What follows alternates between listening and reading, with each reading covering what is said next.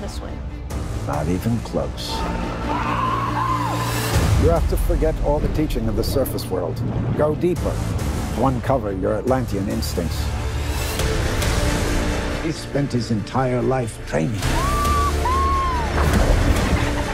Training to be the best. My parents made me what I am.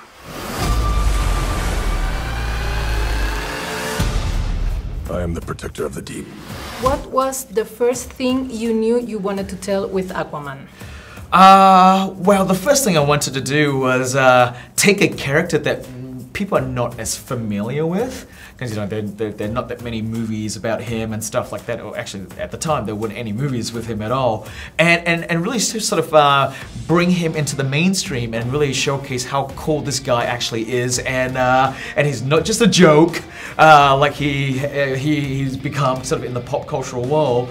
But you know, he's a really cool character, and he lives in a super sort of visually amazing world. And so, you know, from a filmmaking standpoint, that was just a lot of fun things to do. Mera and Queen Atlanna are really strong characters. They become a guide of some sorts. Why did you consider that the feminine side of the movie should be that important? Well, I think it should be important, and I think you know, Mera is as important as Arthur is in the film. You know, because she represents this other side of him that he's kind of been very standoffish from. He's kind of like rejected, and so Mera represents, you know, Atlantis and the underwater world and all of that he is as well, but he's kind of completely pushed it away. And the fun part for me was just kind of like seeing how she tries to bring him back into that world, and then seeing him trying to show her that the surface people are actually not that bad. and so, you know, from that we get a, you know, a really sort of kind of fun, kind of cute dynamic.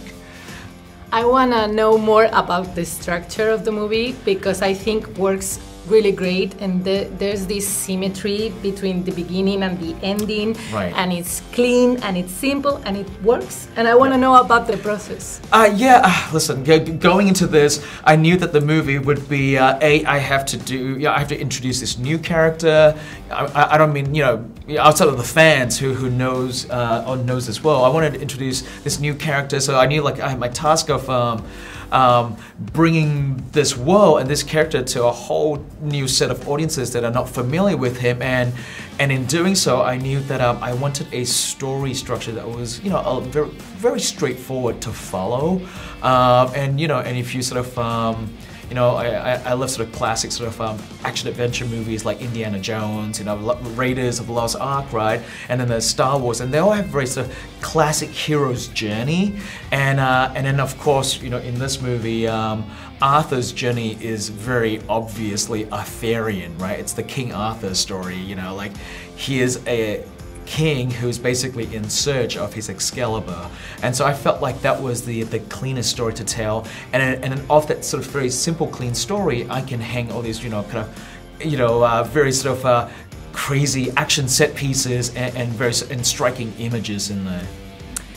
There's a couple of scenes that seem to reply directly to some of the criticized parts of DC movies or the last DC movies. Did you ever worry about that, or about the pressure? No. I mean, listen. There's pressure just from making these big budget movies, right? You know, that you have to kind of, you know, deliver on the entertainment and all the stuff that comes with it. It's really no different to the pressure I had when I was making Fast and Furious 7. You know, like taking on such a big project, and with it comes a lot of expectations.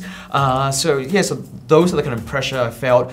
But at the end of the day, I try not to let it influence me too much, because, you know, it's gonna stop me from making the movie I want to make. It's gonna be debilitating, and I just don't think it's kind of a healthy thing to kind of let it get in your head too much.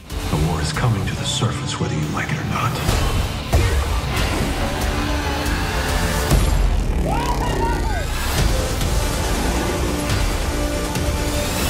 Your mother always always knew you were special.